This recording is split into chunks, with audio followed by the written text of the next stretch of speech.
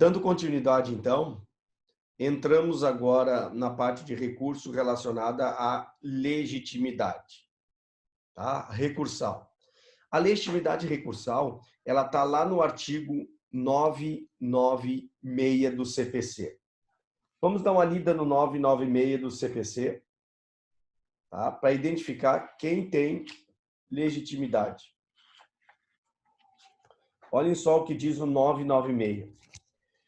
O recurso pode ser interposto pela parte vencida, pelo terceiro prejudicado e pelo Ministério Público, como parte ou como fiscal da ordem jurídica. Tá? Então, muito bem. Estão aqui a legitimidade de quem pode interpor recurso. São três. Parte vencida. E aí vocês já podem ver que a essência de todo o sistema recursal só pode recorrer quem sucumbiu, quem perdeu. Por isso eu já disse para vocês que a palavra mais importante do sistema recursal é prejuízo. É prejuízo. Porque a extensão do recurso será a extensão do prejuízo. Então, se a parte for vitoriosa no total ou em parte, ela não vai poder receber, ela não vai poder recorrer do que ganhou, só do que perdeu. Tá? Então, parte vencida, terceiro interessado, vamos analisar cada uma das hipóteses, e o Ministério Público. O Ministério Público no processo pode atuar, no processo civil, pode atuar de duas formas. Ele pode ser autor, como no caso de uma ação civil pública, ou ele pode atuar como fiscal da lei, né? Naquelas hipóteses em que a lei estabelece, né, que ele vai fiscalizar a aplicação do ordenamento jurídico. Onde é que está estas hipóteses de intervenção do Ministério Público? Estão lá no artigo, para aí que eu já digo para vocês, do MP, para nós sabermos em quais hipóteses o Ministério Público poderá intervir, tá? Estão lá no 176 em diante, mais especificamente no 178, que diz: o Ministério Público será intimado para, no prazo de 30 dias, intervir como fiscal da ordem jurídica nas hipóteses previstas na lei ou na Constituição e nos processos que envolvam, dois pontos: interesse público ou social, interesse incapaz, litígio coletivo. Tá? Então, nas hipóteses do 178, o MP atuará como fiscal da lei. Tá? Então, vamos ver o seguinte. Primeira modalidade, primeira legitimidade, parte vencida. Aí vocês vão perguntar, professor, só um minutinho, quem é parte? Quem é parte? Aí nós temos que voltar para a TGP, nós temos que rememorar, que é relembrar, comemorando. Parte, né? É todo aquele conceito mais tradicional, é o conceito de que eu venda. Parte, né, é aquele que pede, em nome próprio, a atuação da vontade concreta da lei e em face de quem a atuação é demandada. Né? Então, nós temos autor e réu. Caracterização do autor, pedir em nome próprio. Caracterização do réu, em face de quem esta atuação é demandada, é o réu. Muito bem. E aí, depois disso aí, nós temos várias hipóteses. Os três requisitos para quem possa ser, para quem quer ser parte: capacidade de ser parte, capacidade de estar em juízo e capacidade postulatória, né? Que vocês já viram. E, com base nisso, existem algumas discussões. Por exemplo, o terceiro, denunciante, pode recorrer. E aqui na intervenção de terceiros, quando vocês estudaram a intervenção de terceiro semestre passado, vocês viram que todo o terceiro ele é chamado de terceiro porque ele não inicia a relação jurídica processual, ele ingressa num processo já existente. Então, por exemplo, na denunciação da lide, um acidente de trânsito, tá? Eu denuncio da lide a seguradora. Tá? A seguradora vem ao processo. Então, eu tenho a ação principal, autor e réu, e eu tenho a ação, tá, regressiva ou eventual, que se dá entre denunciante e denunciado. São duas ações no mesmo processo. Então, o juiz vai julgar a ação principal e a ação regressiva na mesma sentença. E aí, o denunciado terceiro pode recorrer? Claro que pode. Por quê? Porque quando ele foi chamado ao processo, na ação eventual, ele é parte, ele é réu, e a lei autoriza que ele possa intervir no processo principal, auxiliando uma das partes. Segundo a lei, ele ganha o status de litisconsorte. E, portanto, você sabe que litisconsorte é uma pluralidade de partes no polo ativo e ou no polo passivo. E aí, a única modalidade em que o terceiro, intervindo, permanece terceiro é na assistência. Na assistência, ele intervém e não ganha a qualidade de parte. E não ganha a qualidade de parte. Tá? Então, muito bem. Esse é o conceito de parte. Segunda legitimidade. Segunda legitimidade. Terceiro interessado. Terceiro interessado. Quem é o terceiro interessado? Quem é o terceiro interessado? Se vocês prestarem atenção lá no artigo 996, lá no 996, vai dizer o seguinte no parágrafo único, tá? Cumpre ao terceiro demonstrar a possibilidade de a decisão sobre a relação submetida à apreciação judicial atingir direito que se afirme titular ou que possa discutir em juízo como substituto processual. Então, o parágrafo único estabelece os requisitos objetivos para que alguém possa ser considerado terceiro prejudicado. Terceiro prejudicado. Quem é o terceiro prejudicado? Vamos lá. É importante que vocês identifiquem aqui e voltem para a assistência. Voltem para a assistência. Sabe por quê? Porque o assistente, ele apresenta dois requisitos. Para que alguém possa entrar no processo como assistente, essa modalidade intervencional, tá? E o assistente, para que vocês tenham ideia, ele está lá no 121 e seguintes, tá? Diz, o assistente simples atuará como auxiliar da parte principal, exercerá os mesmos poderes, sujeitar-se aos mesmos ônus processuais do assistido. Quais são os requisitos para assistente? Para que o assistente possa intervir, ele tem que ter o que a lei chama de interesse jurídico. Para que o terceiro intervenha, tem que ter interesse jurídico. Cada modalidade intervencional, ela tem um elemento que vai defini-lo. Por exemplo, denunciação da lide é pretensão de reembolso, assistência é interesse jurídico. O que é o interesse jurídico? O interesse jurídico é a soma de dois elementos objetivos. Tá? É uma relação conexa que uma das partes tem com um terceiro. Vamos pegar um exemplo para vocês, para ficar mais claro. No caso de uma ação de despejo,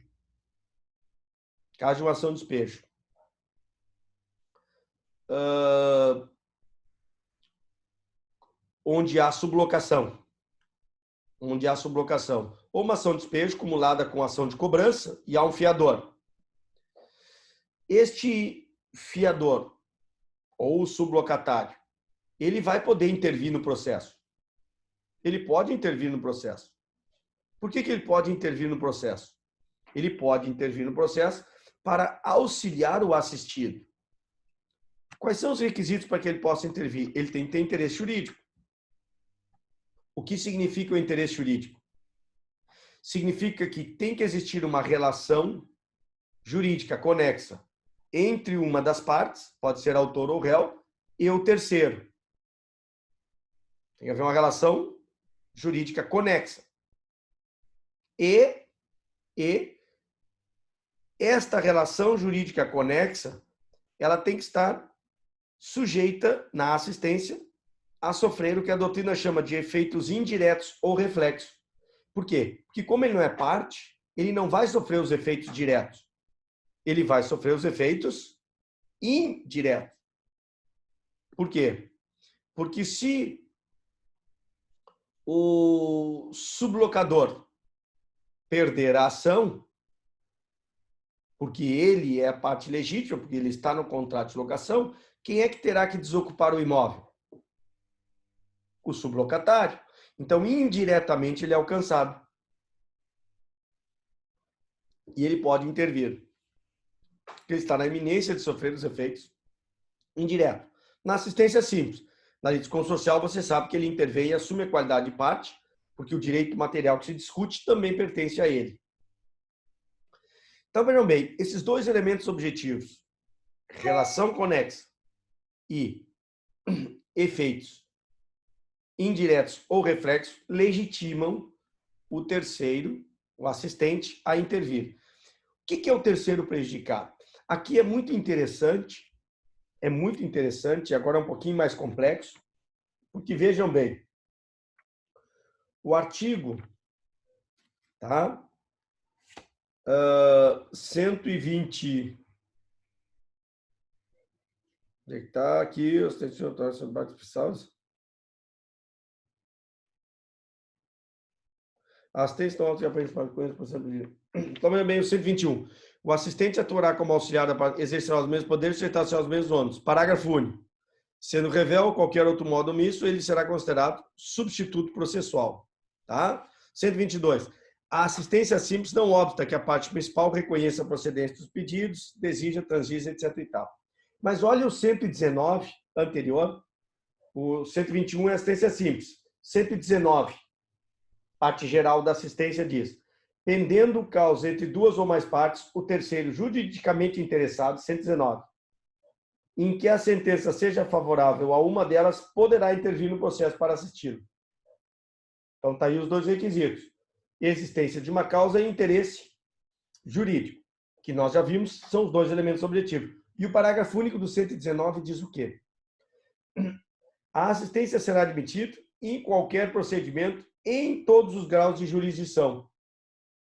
Em todos os graus. Recebendo ele no processo de 5 anos. Então, se eu perguntasse para você o seguinte: até quando o assistente pode intervir? Você diria, professor, com base no parágrafo único do 119, em qualquer grau de jurisdição. O assistente pode intervir em primeiro grau ou em segundo grau. Ele pode intervir em segundo grau. Muito bem. Agora vejam bem. Tecnicamente, o assistente ele poderá intervir até a sentença. Tecnicamente falando. Sabe por quê? Porque se você disser que o assistente poderá intervir em segundo grau, tá? As pessoas diriam, bom, num processo em que há assistência, o assistente pode, assistente simples, pode apelar?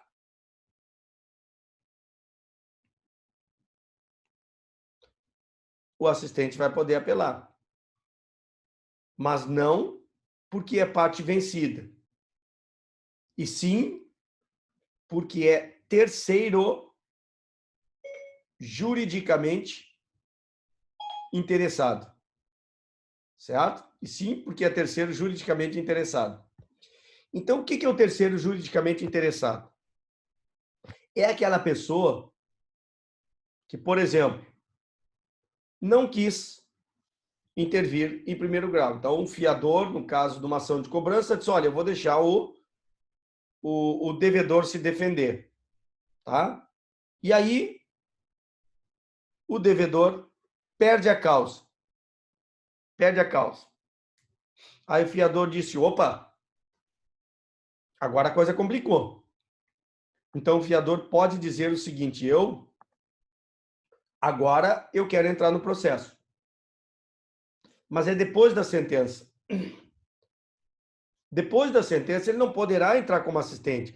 Porque se a pessoa, como a doutrina diz, se ele puder entrar como assistente em segundo grau, a pergunta simples é esta. Quando cabe o recurso de terceiro prejudicado? Não cabe. Porque o recurso de terceiro prejudicado serve para aquele que não quis entrar como assistente e entra em segundo grau. E entra em segundo grau. Porque os requisitos são os mesmos. Se vocês olhar, repetindo, o parágrafo único do 966, tá? Vocês vão ver que os requisitos são os mesmos. Né? 996. Tá? Vocês vão ver que os requisitos ali são os mesmos. Tá? Cumpra o terceiro demonstrar o quê? A possibilidade de a decisão sobre a relação submetida, né? A possibilidade de decisão. Cumpre o terceiro demonstrar a possibilidade de a decisão sobre a relação submetida à apreciação judicial atingir direito a que se afirme o titular. Então, o que acontece? Ele tem que demonstrar que tem uma relação jurídica e esta relação jurídica foi alcançada pelos efeitos da sentença. O assistente simples, os efeitos ainda não alcançaram. Mas, para o terceiro prejudicado, ele tem que demonstrar isso que se chama de um nexo de interdependência, que é o interesse jurídico. Então, ele vai ter que mostrar também que ele tem uma relação jurídica e que esta relação jurídica agora ela foi alcançada pelos efeitos da sentença. Pelos efeitos da sentença. Então, aí o terceiro, juridicamente interessado, poderá intervir. Então, o terceiro juridicamente interessado tem esses dois requisitos objetivos para poder intervir. Ele vai ter que demonstrar aquilo que o assistente simples demonstrou. O quê? Um interesse juridicamente, uma relação jurídica existente e os interesses indiretos ou reflexos, que antes havia a potencialidade e para o terceiro prejudicado agora, estes efeitos acabam alcançando ele. Acabam alcançando ele agora através da sentença. Então o legislador disse, olha, mesmo que tu não seja parte, porque tu vai ser alcançado pelos efeitos indiretos ou reflexos, tu podia ter entrado em primeiro grau como assistente. Agora, em segundo grau, tu pode ser terceiro interessado. Certo? Ficou claro isso? Alguma dúvida? Nada? Muito bem. E o terceiro legitimado é o Ministério Público. É o Ministério Público. Seja ele fiscal da lei, lá no 178, ou seja ele parte. Tá? Se era uma dúvida que havia antes no Código, só falava Ministério Público e não falava qual das duas hipóteses, aí havia uma súmula do STJ dizendo, agora não há mais necessidade, agora a lei é bastante clara. Mesmo como fiscal da lei, pode apelar. Então, em todo aquele processo, todos aqueles processos em que há interesse público ou social, lá no 178, inciso 1º, e que legitima o MP a intervir, ele, independente da parte interpor o recurso dela, ele poderá interpor o seu recurso. Eu tenho um exemplo em que sou advogado de uma fundação de natureza, uma fundação pública de natureza privada, e nós entramos com um agravo de uma decisão interlocutória e o MP, que também interveio em primeiro grau, também interpôs o seu agravo. Também interpôs o seu agravo.